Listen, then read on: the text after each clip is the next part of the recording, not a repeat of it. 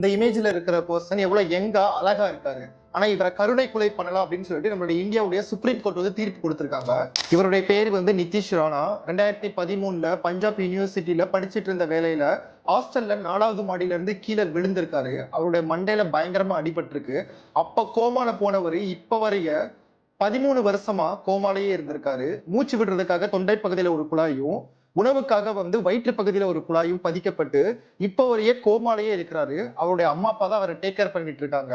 அவர் கஷ்டப்படுறத பொறுத்துக்க முடியாத அவங்களுடைய அம்மா அப்பா உச்சநீதிமன்றத்தை நாடுறாங்க. என்னுடைய மகனுக்கு எவ்வளவு ட்ரீட்மெண்ட் கொடுத்தாலும் அவன் கோமாலேயே தான் இருக்கிறான். சோ அவனை கருணை கொலை பண்ணிடலாம் அப்படிங்கிற பெட்டிஷனை வந்து தாக்கல் பண்ணியிருந்திருக்காங்க. அது விசாரிச்ச நீதிபதிகள் இந்த மனிதனை வந்து நாங்க கருணை கொலை பண்றதுக்கு உத்தரவிடுறோம் அப்படிங்கிற தீர்ப்பு அவங்க எழுதியிருக்காங்க. சோ அந்த தீர்ப்புல வந்து உச்சநீதிமன்ற நீதிபதிகள் என்னென்னலாம் மென்ஷன் பண்ணியிருந்தாங்கன்னா, நாங்களுமே ஒரு மனிதன் தான், இன்னொரு மனிதனுடைய உயிரை எடுக்கிறதுக்கு எங்களுக்கு எந்த அதிகாரமும் கிடையாது.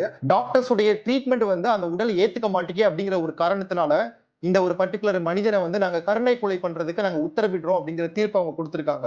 அவங்களுடைய பேரண்ட்ஸ் வந்து வேண்டி கேட்டுக்கிட்டதுனாலதான் உச்சநீதிமன்றம் இந்த தீர்ப்பை கொடுத்திருக்கு. சுதந்திர இந்தியால 25 வருஷத்துல இதுவரைக்கும் எந்த ஒரு பர்சனையுமே நம்ம கருணை கொலை பண்ணதே கிடையாது. இதுதான் முதல் முறை.